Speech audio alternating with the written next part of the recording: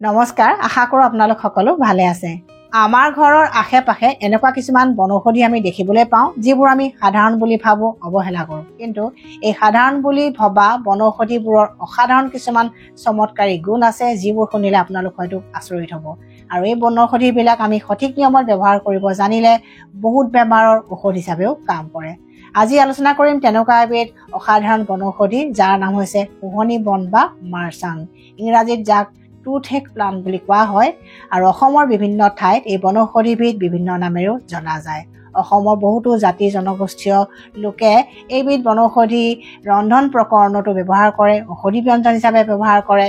আনকি আমি বহাগ বিহুৰ সময়ত যি 100 এবিধ বনশাকৰ আঞ্জা খাওঁ তাতো এই বনৌষধিবিধে স্থান পাইছে। কিয় স্থান পাইছে তাৰ কাৰণবিলাক আজি আপোনালোকক জনাবলৈ চেষ্টা কৰিম। গতিকে সম্পূৰ্ণ ভিডিঅ'টো চাব আৰু যদি ভাল পায় শ্বেয়াৰ কৰিব যাতে অসমৰ ৰাইজ উপকৃত হয়। গতিকে জানো আহক এই বনৌষধিবিধৰ বিষয়ে নজনা কিছুমান ইম্পৰ্টেণ্ট কথা। শুহনি বন বা মাৰচাং বনৰ প্ৰথম উপকাৰিতা দেখা যায় অৰেল কেভিটি বা মুখ গহ্বৰৰ কিছুমান বেমাৰৰ ক্ষেত্ৰত। বিশেষকৈ দাঁতৰ বিষ যদি কাৰোবাৰ হয় বা জিঞ্জিভাইটিছ, পাইৰিয়া আদিৰ কাৰণে দাঁতৰ আলু বা গামচত পুজ বা তেজ ওলাই যদি বিষ হৈ থাকে তেনে ক্ষেত্ৰত শুহনি বনৰ গুটি আৰু পাত দুয়োটাই ঔষধ হিচাপে ব্যৱহাৰ কৰিব পাৰি। কাৰণ শুহনি বনৰ পাত আৰু গুটিৰ দুয়োটাৰে এণ্টি ইনফেক্টিভ প্ৰপাৰ্টিজ আছে, বেক্টেৰিয়া নাশক, ভেঁকুৰ নাশক গুণ আছে, এণ্টি ইনফ্লেমেটৰী প্ৰপাৰ্টিজ আছে আৰু ই প্ৰাকৃতিক বিষ নিবাৰক হিচাপে কাম কৰে। আৰু ব্যৱহাৰ কৰা কেইবাটাও সহজ নিয়ম আছে। প্ৰথম নিয়মটোৰ কাৰণে শুহনি বনৰ গুটি আৰু পাত একেলগে খুন্দি লৈ পানীত সিজাই লৈ সেই পানীখিনি চেকনিৰে চেকি অলপমান ঠাণ্ডা হোৱাৰ পিছত গাৰ্গল বা কুলি কুলি কৰিব পাৰে। 2 নম্বৰ নিয়মটোৰ কাৰণে শুহনি বনৰ গুটি কেইটামান মুখত লৈ কিছু সময় চুবাই থাকক আৰু চুবাই থাকিলে জিভাখন অলপমান ফৰফৰাই আৰু লেলাৱতি ওলাবলৈ ধৰে। সেইখিনি অলপমান পেলাই দিব আৰু একেৰাহে কেইমিনিটমান মুখত লৈ থাকিব আৰু এই দিহাটো কৰিলে বিষ যথেষ্ট কমি যায়।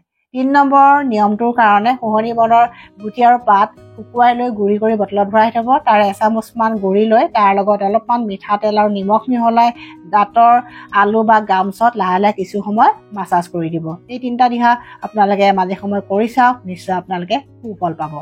কিছুমান মানুহৰ খুব সঘনাই মুখৰ ভিতৰত বা জিভাত ঘাঁ ওলাই থাকে যাক কোৱা হয় মাউথ আলচাৰ বা এপথোৱাছ আলচাৰ। সাধাৰণতে হৰমনৰ খেলিমেলিৰ কাৰণে বা ভিটামিন বি কমপ্লেক্সৰ ডেফিচিয়েঞ্চিৰ কাৰণে, লিভাৰ ট্ৰাবুলৰ কাৰণে, কনষ্টিপেশ্যনৰ কাৰণে মানুহৰ মুখৰ ভিতৰত এনেকুৱা ঘাঁ ওলাই থাকে। কিন্তু কাৰণ যিয়ে নহওক মুখৰ ভিতৰত হোৱা এনেকুৱা ঘাঁবিলাকৰ কাৰণে শুহনি বনৰ গুটি বা পাত দুয়োটাই উপকাৰী। আপোনালোকে গাৰ্গলটোও কৰি চাব পাৰে বা শুহনি বনৰ গুটি মুখত লৈ কিছু সময় চুবাই থকাৰ অভ্যাসো যদি কৰে তেতিয়াও যথেষ্ট আৰাম পোৱা যায়। আৰু প্ৰয়োজন সাপেক্ষে ডক্তৰৰ পৰামৰ্শ লৈ মেডিচিনো খাব লগা হ'ব পাৰে বা ভিটামিন খাব লগা হ'ব পাৰে। গতিকে ৰিহাবিলাকো কৰি থাকক আৰু ডক্তৰৰ পৰামৰ্শও লওক।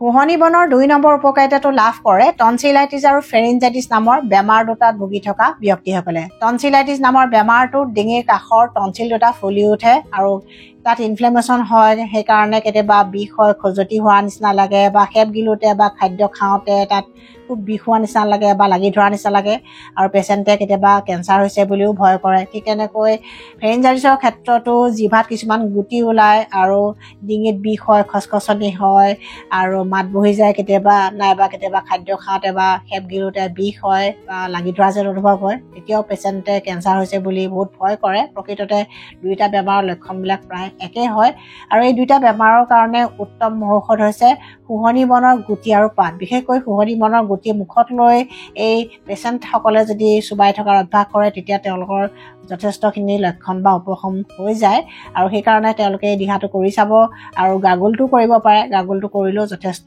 ভাল ৰিজাল্ট পাব কাৰণ এণ্টি ইনফেক্টিভ বা বীজাণুনাশক গুণ আছে, বেক্টেৰিয়া নাশক আৰু ভেঁকুৰ নাশক গুণ আছে। গতিকে এণ্টিবায়'টিকৰ দৰেও কাম কৰে, পেইনকিলাৰ নিচিনাকৈ কাম কৰে। গতিকে আপোনালোকে এই 2টা দিহা কৰি চাব, নিশ্চয় আপোনালোকে সুফল পাব।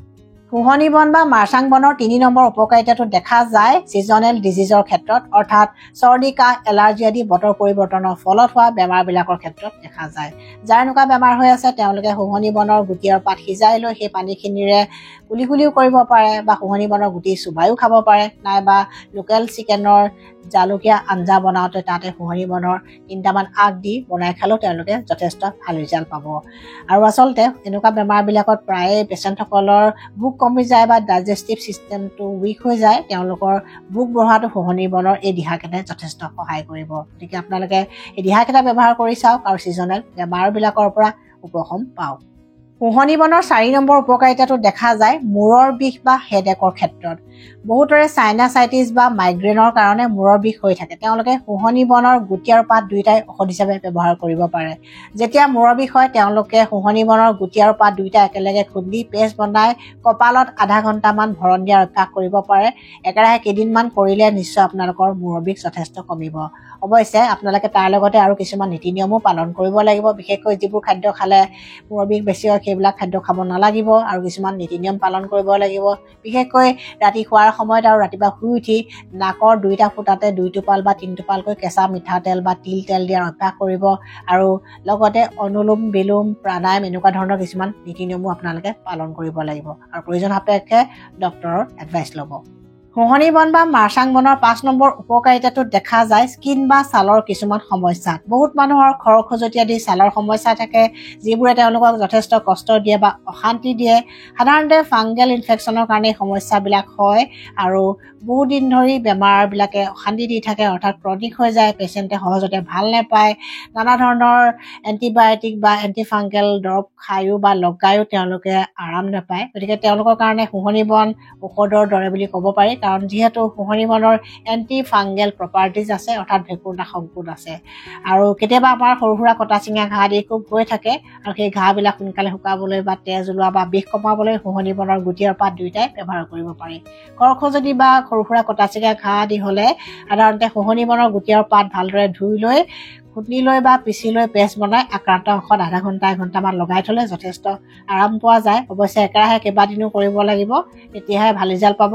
আৰু প্ৰয়োজন সাপেক্ষে আপোনালোকে আয়ুৰ্বেদিক চিকিৎসকৰ পৰামৰ্শ মতে কিছুমান আয়ুৰ্বেদিক ঔষধ খালে যথেষ্ট ভাল ৰিজাল্ট পাব। আৰু পথ্য অপথ্যৰ ওপৰতো আপোনালোকে গুৰুত্ব দিব লাগিব। সাধাৰণতে ঘৰুৱা দিহাবিলাক কৰিয়েই অকল সেই দিহাটোৰ ওপৰতে নিৰ্ভৰশীল নহয়, বাকীবিলাকো আপোনালোকে কৰাটো দৰকাৰী। 6 নম্বৰ উপকাৰিতাটো লাভ কৰে পুৰুষসকলে। শুহনি বন বা মাৰ্চাং বন পুৰুষসকলৰ কাৰণে কিয় উপকাৰী? শুহনি বন বা মাৰ্চাং বনত এনেকুৱা কিছুমান কম্পাউণ্ড বা যৌগ আছে যিয়ে পুৰুষ প্ৰজনন তন্ত্ৰটোক হেল্ডি কৰি ৰাখে, হৰমনবিলাক বেলেঞ্চ কৰি ৰাখে। কিছুমান পুৰুষৰ ছেক্সুৱেল প্ৰব্লেম থাকে, সেই প্ৰব্লেমবিলাকৰ কাৰণেও শুহনি বন ঔষধৰ দৰে। তেওঁলোকে মিহলি শাকৰ লগত শুহনি বন আঞ্জা কৰি যদি খায় বা চিকেনৰ লগত জালুকীয়া আঞ্জা কৰি যদি খায় তেওঁলোকে যথেষ্ট উপকৃত হ'ব। আৰু তাৰ কাৰণে আপোনালোকে আয়ুৰ্বেদিক চিকিৎসাও লগতে গ্ৰহণ কৰিব পাৰে, কাৰণ আয়ুৰ্বেদিক চিকিৎসা পুৰুষ বা মহিলাসকলৰ প্ৰজনন তন্ত্ৰৰ যিবিলাক বেমাৰ আছে সকলো বেমাৰৰ কাৰণে খুব ভাল। 7 নম্বৰ উপকাৰিতাটো লাভ কৰে মহিলাসকলে।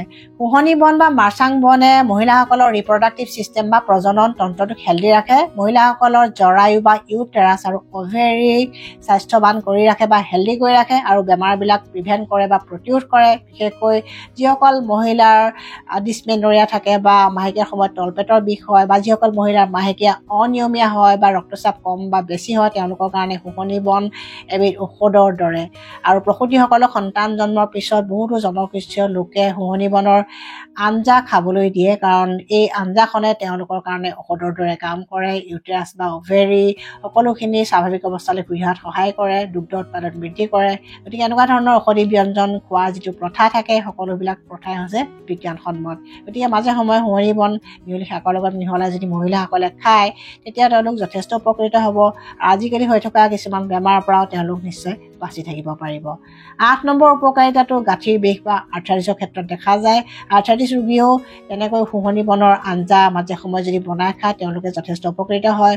বা গাঁঠিত এনেকুৱা শুহনি বনৰ গুটি আৰু পাত একেলগে পিচি লৈ পেষ্ট বনাই যদি লেপ বা ভৰণ হিচাপে দিয়ে তেওঁলোকৰ গাঁঠি বিষ যথেষ্ট কমি যাব। আৰু লগতে আপোনালোকে আয়ুৰ্বেদিক চিকিৎসাও গ্ৰহণ কৰিব পাৰে।